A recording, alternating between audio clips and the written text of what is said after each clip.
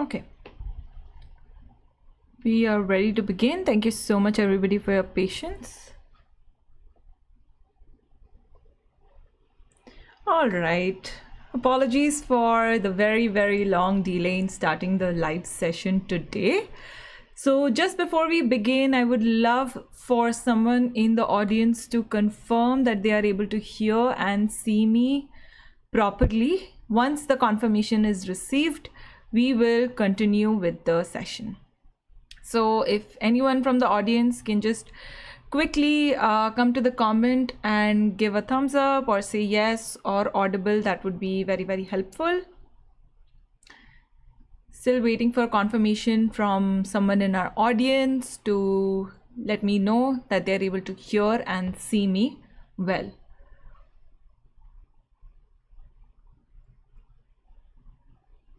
Okay, fantastic. We have quite a lot of people attending this session today. So as you might have noticed, I have on YouTube at the same time. Okay, so since we are audible and clear, let's start with the session. So today we are talking about a very important thing, that is navigating volatility. We are discussing strategies suitable for retail traders which can be deployed in turbulent markets. Now, the session will be broken in two sections. The first 30 minutes will be my presentation and me sharing my thoughts on the topic, and I'll also be sharing my screen. And the last 15 minutes, I will take a look at the comments and help you out with your queries. And if your queries are unresolved, don't worry at all. I will share a link with you through which you can directly connect with me, and I'll be more than happy to help you out with any of your stock queries. Okay, now, all right, let's see. Sentiments like fear and greed affecting traders and their emotions, because of which big swings in the market take place, reversals take place, global events like pandemics or drought or large forest fires.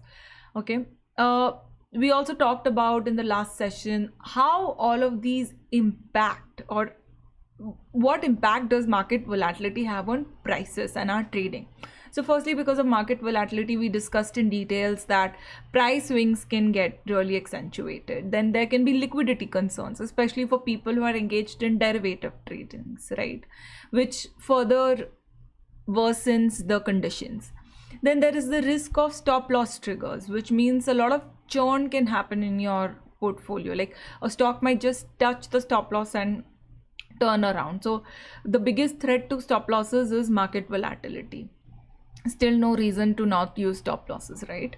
Okay, trading opportunity. So there is also an upside. There's also a positive impact of market volatility, that a lot of trading opportunities come up. For instance, stocks which may be very expensive, if you have a standing order, then you may be able to enter those stocks at a much cheaper price than usual.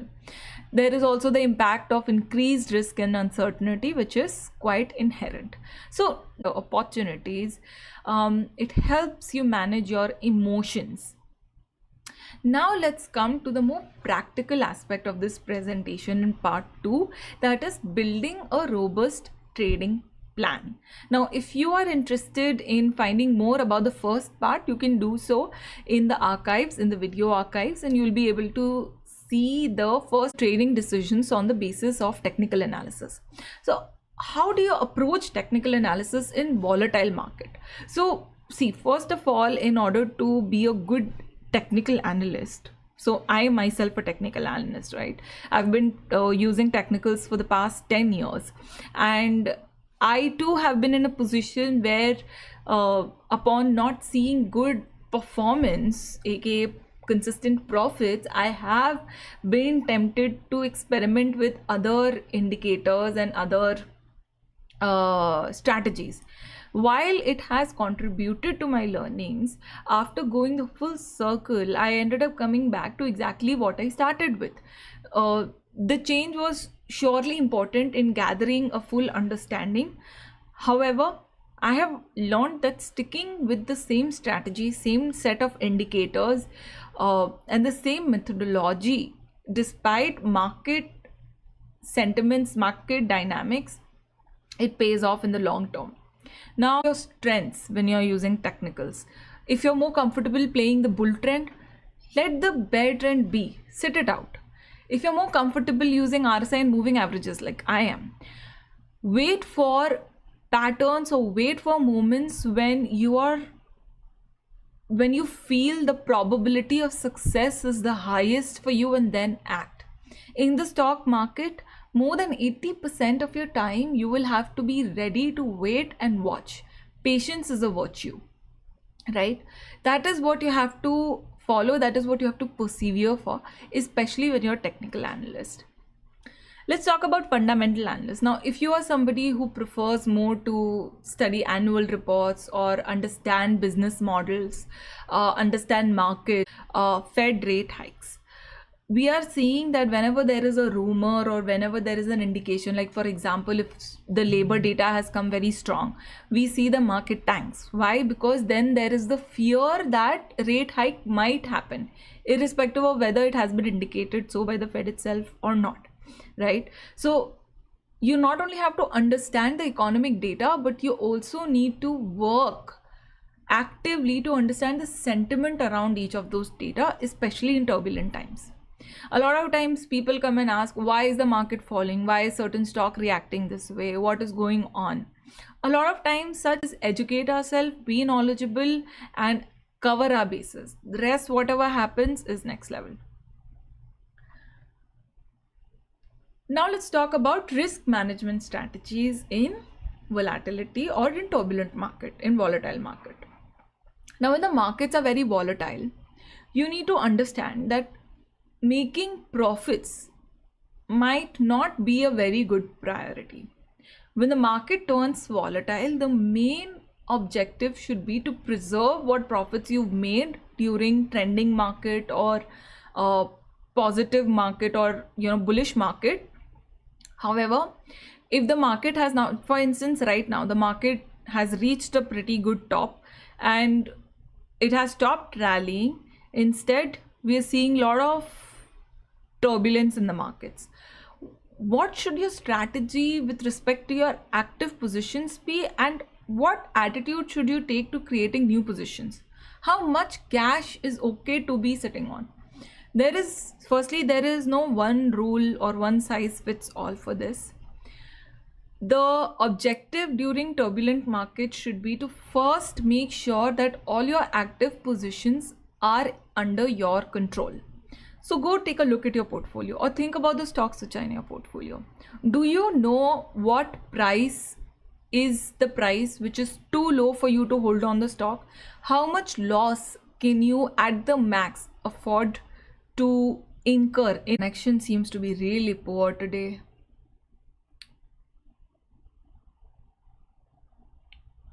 Okay, this is sad.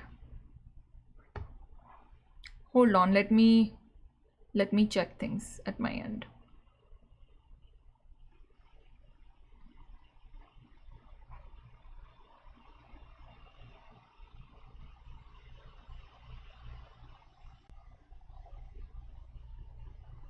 Okay, looks like my connection had dropped, but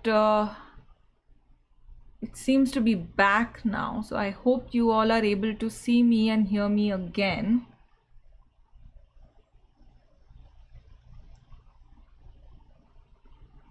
Okay, I guess I will continue and then we will see the damage afterward. Okay, so like I was saying, risk management. So when the market is turbulent, you have to take care of, when it comes down to it, primarily only 3 things that you need to be very mindful of. First is your position sizing. Don't go for very big positions. Don't go for lots of positions or very small sizes. Both of them will make management very difficult. Focus more on optimizing your position sizes, not on the basis of any ad hoc rule, on the basis of what you can actively manage and stay in control of. When market volatility increases, make sure that even in the normal times, you're not maxing your bandwidth out, in terms of how much active position you can manage, because when market volatility increases, your need for monitoring your portfolio will also increase. So shorter the time frame of your trading is, the more monitoring you have to do. Okay. Second is your stop loss orders. Always. So have a trade tracker, maintain an Excel or a Google sheet with all your active positions, inactive positions, have a dedicated column for stop loss, and maintain the stop loss level so that when prices move. So I recommend Google Sheet for this, because in Google Sheet you can connect your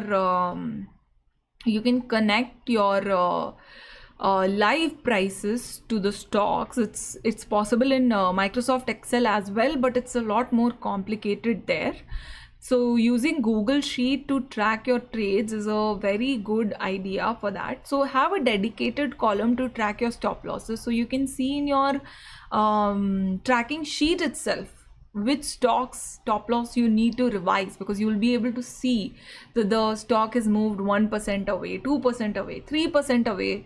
The stop loss has moved 3%. Here, more important message for you is that don't over diversify.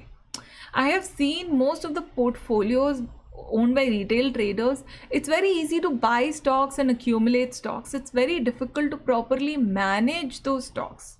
And when you're diversifying too much in a position, say you're in a position where every single stock in your portfolio has barely 1% allocation of capital, that means even if the stock does very good, it is not going to do anything great for you. And if you're having less than 1% allocation in certain stocks and very high allocation in other stocks, like 17-18% kind of allocation in other stocks, that just means that you're using principles of diversification and dollar cost averaging in a very wrong manner. So when a portfolio reaches that kind of position, then you as a retail trader, it'll be very hard for you to bring it back. So this is when you need the help of an expert or SEBI registered research analyst to help you make the right changes and gain back control on your capital. So if you go on my website exp-invest.in, you will see there's a service called Portfolio Cleanup, in which I basically take the list of stocks from you and help you with very actionable advice on your portfolio. So that is something that you should opt for. And the reason why I'm spending so much time on this topic is because the monitoring and the managing of your position is much more important than determining how to enter into positions. Okay. Now, how do you leverage technology and trading platforms? So for technology, I have already touched upon this, that Google Sheets is a very, very good tool. I know there are other apps and there are other websites which are giving you very nice interface. The difference is that once you exit the stock here, you will still be able to see it. And what you can do is you can indulge in what is called the post-trade analysis every quarter. This small exercise, my friends, has more power than any other course, any YouTube video, any book that you can study. So when you get into the habit of this quarterly past trade review, you start identifying your own trading patterns which are working, which are not working. Then all you have to do is adopt or multiply the trading patterns, trading behaviors which are working for you, and eliminate those which are not working for you. And why it is important to consciously analyze your trades? Because every profit earned is not a good trade. Every loss made is not a bad trade. That distinction is very important. Now, it is also important to stay informed. So there are many apps, there are many websites which are available these days. There are also screeners, there are also scanners which you can employ. So there is a scanner called charting. So once you've identified what technical indicators you need to use and what the attractive setup looks for you. You can set up that screener in that scanner in charting, and then you get a list of stocks, say every day or every week. Now study those stocks, and out of those stocks, whichever meets your criteria, say you got a stock list of 50 stocks in the scanner, right? Now you don't have to trade in all the 50 stocks. Select the top 5 or the top 10 and take positions in those, right? And then keep studying your past trades to identify what worked, what didn't work. The initial knowledge that you need to start off in the stock market is honestly not a lot, okay? It has been made to seem very complicated. It has been made to seem like a lot of work. Okay, so now that we've understood about the technical, the fundamental, the risk management, and the technological aspect of it, let's talk about the psychology.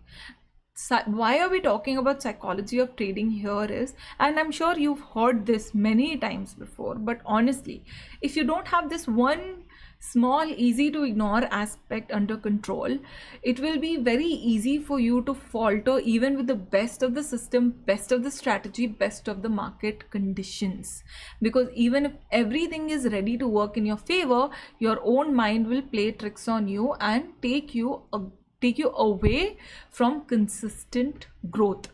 Also remember that in the market, while there are innumerous opportunities every single day to make money, there are 100x more opportunities to lose money.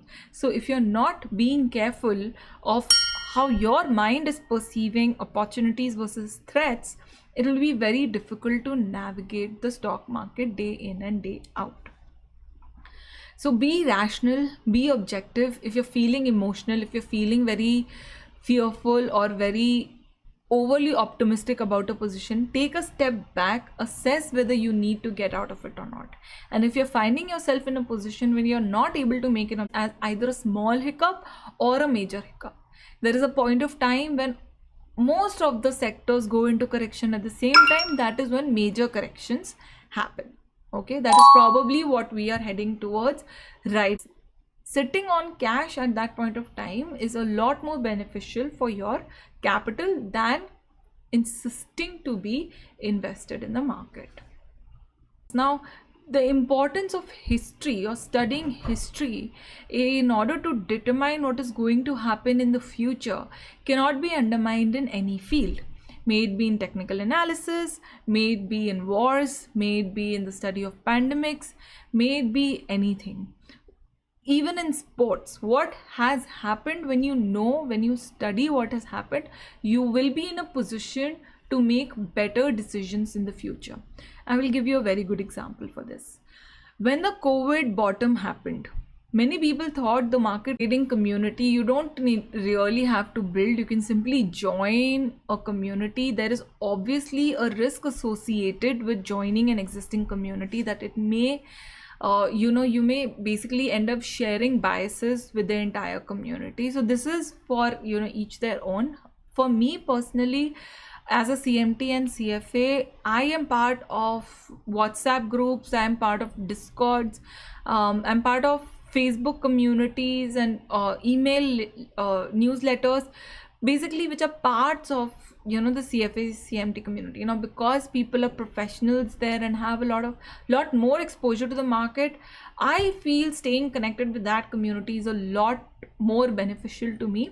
However, for a retail traders, you have to be very, very careful, very, very objective about joining communities to support your own trading, either full-time career or side career.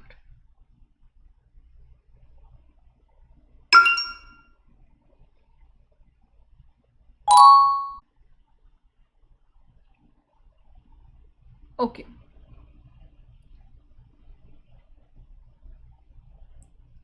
All right, so with that, we have come to the end of our presentation, and now we will move forward with looking at the comments and helping you out with your different queries. Now, I know today's session has, okay, what is that? Okay, I know today's session has been a little dodgy in terms of internet connection, and I'm really, really sorry about that. But let's continue to resolve queries for whoever might be present for it. I'm going to pull up my charts. Okay, so I'm looking at the chart of Nifty and I can see that Nifty has taken pretty good support at where I was expecting, basically the level of 19,300, 250 to 300. Positive momentum in the market tomorrow, which is good. Okay, so and requests.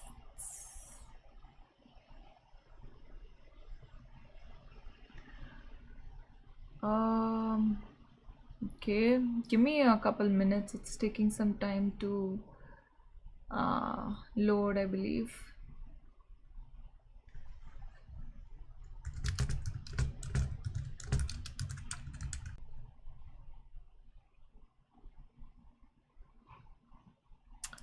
Okay.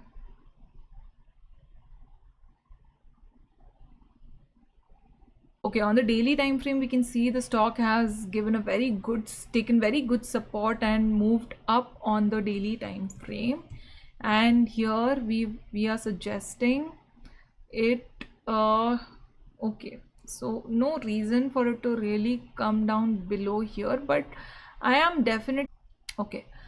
Moving on, Infibeam Avenues. Mr. Suneet Shukla is asking about Infibeam. So Infibeam is one of the stocks that I really like. So let's quickly take a look at Infibeams. Starting with the weekly time frame, we will start withdrawing our trend lines. But first, let's wait for the charts to load. Input style has to be gray. Okay. Why? Okay, there you go. It's gonna take some time to load. There you go. So this 500 DMA is acting as a strong resistance. So if you have an active position and you've not yet exited it, I would suggest you do that. And if you want to make a fresh position, I would suggest